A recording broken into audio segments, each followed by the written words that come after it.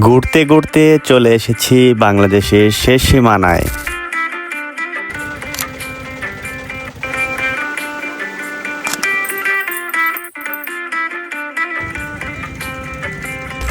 ভিডিওর এন্ট্রি দেখে কেউ আর বুঝতে বাকি নেই যে এখন আমরা বাংলাদেশের উত্তর পূর্বাঞ্চলের সিলেট বিভাগের ভোলাগঞ্জে অবস্থান করছি। ভোলাগঞ্জে এসে সাদা পাথর এলাকায় যাওয়ার জন্য অবশ্যই নৌকা নিয়েই আপনাদেরকে যেতে হবে। আর এই নৌকায় করে যাওয়ার জন্য আপনাকে অবশ্যই নৌকার টিকিট করে তারপরেই যেতে হবে। প্রতি নৌকায় 8 জন করে 800 করে টাকা নিয়ে থাকে। আর এই ভোলাগঞ্জ ট্যুরের সব থেকে আকর্ষণীয় হচ্ছে এই নৌকায় করে সাদা পাথর এলাকায় যাওয়ার সৌন্দর্যটা। আর এই সাদা পাথর যাওয়ার সব থেকে সঠিক সময় হচ্ছে বর্ষা মৌসুম। প্রতি বছর বর্ষা মৌসুমে টুরিস্টের আগমনে সরগরম হয়ে ওঠে এই সাদা পাথর এলাকাটি। বাংলাদেশের সৌন্দর্যময় ট্যুরিজম স্পটের মধ্যে এটি একটি। তাই দেরি না করে এই বর্ষায় চলে আসতে পারেন সাদা পাথরের সৌন্দর্যে ঘেরা এই জায়গাটিতে।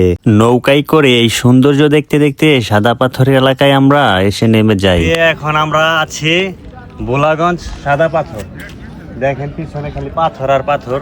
এই সাদা পাথর এলাকায় এসে আপনি যদি একজন ভ্রমণ প্রেমী মানুষ হয়ে থাকেন অবশ্যই মুগ্ধ হবেন। এই সাদা পাথরের সৌন্দর্যটা যেমন বেশি তেমনি ভয়ঙ্কর। এখানে এসে পাথরের উপর ঝর্ণার এই সৌন্দর্য দেখে কখনোই তাড়াহুড়া করে হাঁটতে যাবেন না। যে কোনো সময় পা পিছলে গিয়ে বড় ধরনের বিপদ হয়ে যেতে পারে। কথায় আছে একের ভিতর সব, এই জায়গাটি তেমনই। পাহাড়, পাশে ঝর্ণা, নিচে হচ্ছে পাথর, সাথে নদী।